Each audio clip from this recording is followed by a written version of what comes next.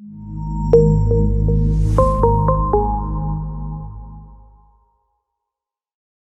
seterusnya, kenaikan harga minyak.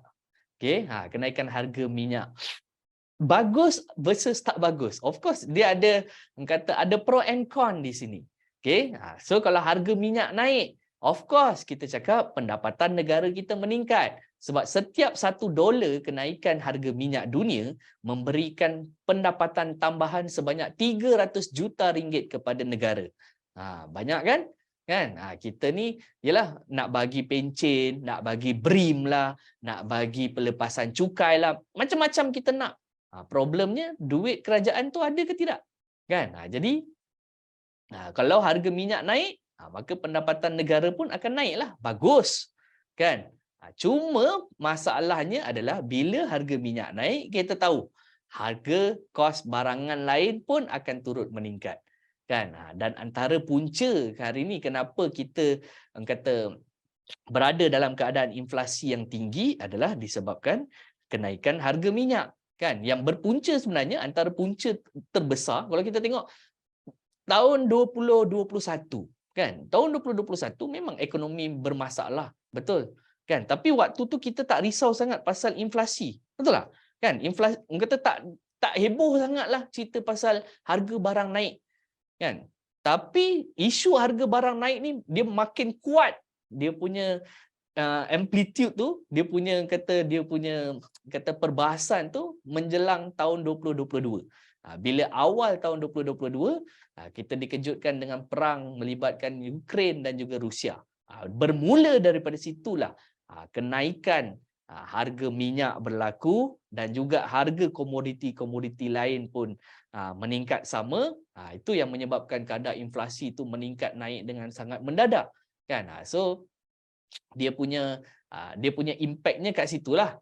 Okay, so macam kalau kita tengok kan, oil price is an important factor to watch in Malaysia simply because oil revenue still makes up a significant portion. Tapi kalau kita tengok sebenarnya taklah nak kata separuh pendapatan negara ni 20%, kan? Siapa tahu pendapatan utama negara. Kalau kita tengok kat sini, dia dah bagi hint dah ni. Pendapatan minyak kita tak sampai 20%. Pendapatan utama negara yang paling besar, apa dia? Siapa tahu? Pendapatan minyak tak sampai 20% ni pun.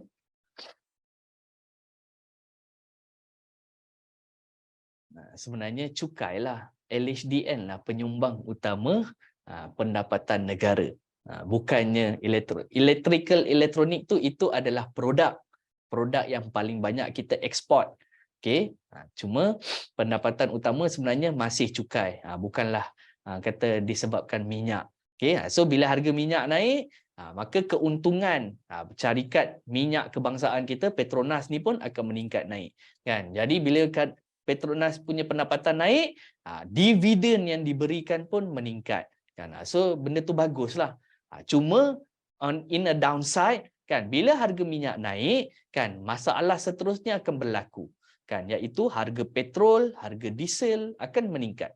Kan, jadi ini akan menimbulkan masalah kepada golongan yang berpendapatan rendah, kan, terutamanya golongan B40.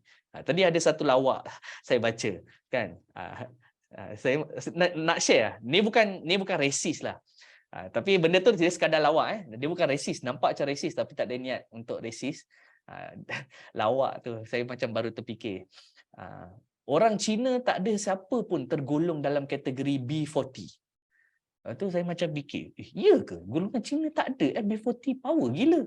Rupanya mereka dikategorikan sebagai B3A0. Kan? Aduh, baru terfikir. Yalah, kan orang Cina kan dia tak suka perkataan ataupun nombor 4. Dia tukar kepada 3A kan. Itulah lawak dia. Okey. So berbalik pada tadi. So kalau harga minyak naik, harga diesel naik, petrol naik, maka of course pendapatan atau subsidi yang terpaksa, bukan kata seronok-seronok, terpaksa bagi. Sebab kalau tak bagi lagi melarat lah. Kan? Kalau tak bagi subsidi lagi melarat golongan-golongan berpendapatan rendah. Sebab kita ni bukannya high income nation. kita still masih consider sebagai low income nation. Pendapatan purata kita ni sangat rendah lah. Sangat rendah lagi, jauh daripada kalau kita nak benchmark dengan negara-negara maju. Okay, so kebanyakan penduduk di Malaysia ni of course yang kata low income earners kan. Jadi subsidi ni memang akan terus meningkat. Jadi bila subsidi meningkat, dia sebenarnya tak memberikan apa-apa advantage lah kepada kerajaan. Sebab walaupun pendapatan negara meningkat daripada dividen yang diberikan oleh Petronas, tapi dalam masa yang sama, subsidi yang lebih banyak terpaksa diberikan. So sebenarnya tak ada advantage pun. Kan? So benda tu, yalah, kata kita kena faham lah benda tu. Okay?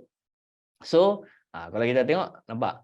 Kalau kita cerita pasal tu, ni cerita pasal harga minyak lah. Harga minyak sama ada akan naik ataupun tidak, I don't know kan. Mungkin kalau tanya saya jangka harga minyak akan naik. Kerana apa? Macam tadi, dia berbalik kepada isu di China.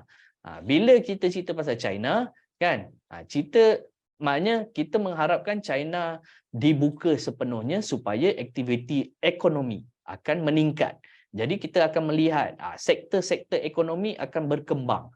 Jadi bila ada peningkatan dalam aktiviti-aktiviti ekonomi, kilang semakin rancak, kan, makin banyak perusahaan-perusahaan baru, industri-industri baru yang dibentuk, kan. Orang kata yalah, permintaan terhadap produk petroleum ni pun akan meningkat. So apa yang berlaku, harga minyak akan naiklah sebab demand akan meningkat, betul lah.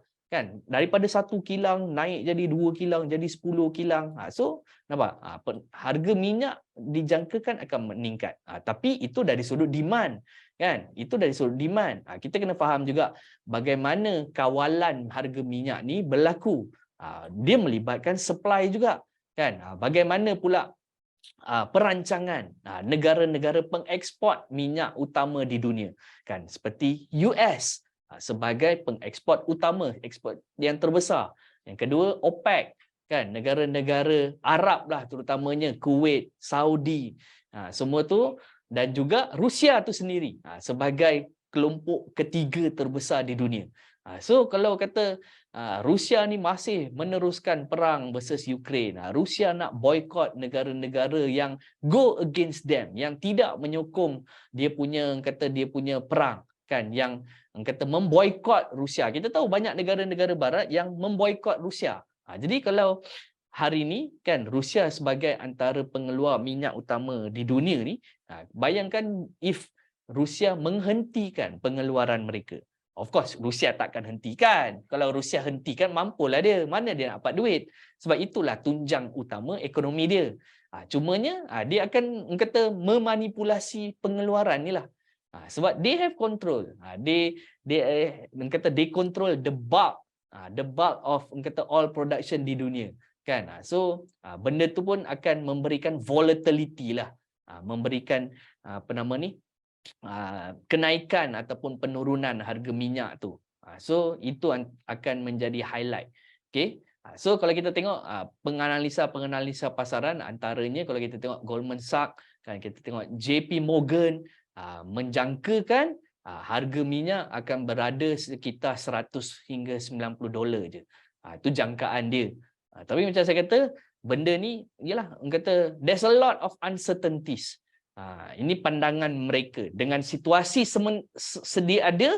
Kalau tak ada apa-apa benda-benda baru, benda-benda mengejutkan berlaku, mungkin this target is relevant.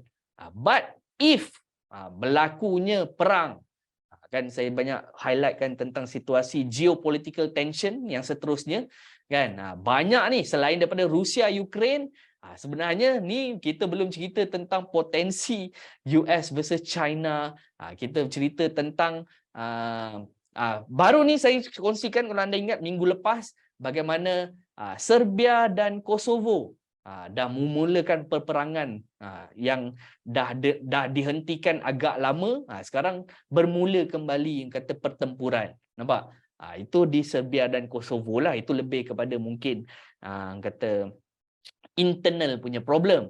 Dia bukannya masalah ekonomi. Tapi kalau kita cerita tentang US versus China ni, yang ni memang melibatkan ekonomi. Ni bukannya pasal perkauman ke ataupun nak orang kata nak merampas tanah-tanah jajahan tertentu ke, tidak.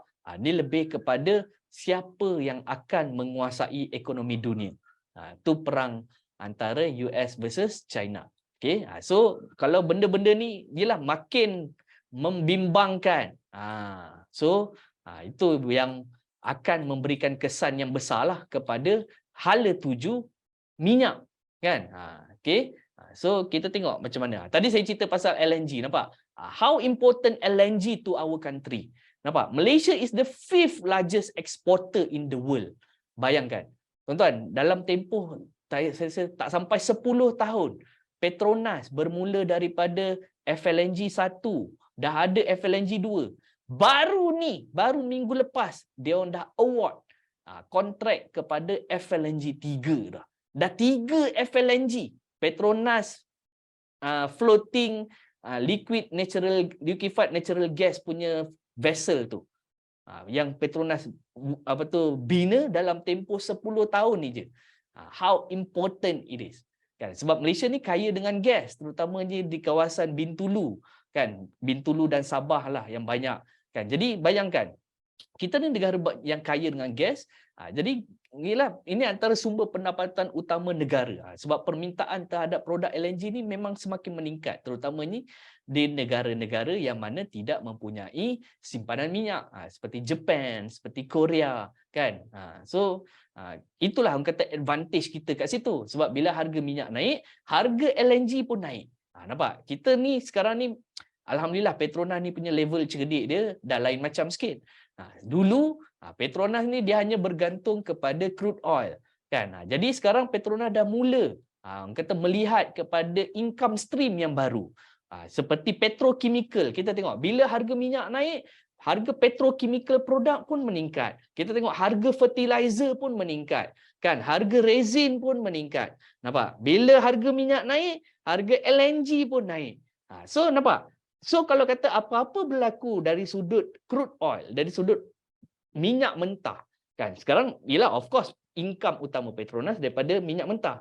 Tapi at least dia dah ada backup, dia dah ada diversified produk yang lain yang mana boleh menjadi sebagai satu kata hedging mechanism lah if anything happen to crude oil punya market. So nampak, benda ni saya dah kupas dengan sangat mendalam dalam program Weekend Yamcha yang lepas, kan? Bagaimana hala tuju Petronas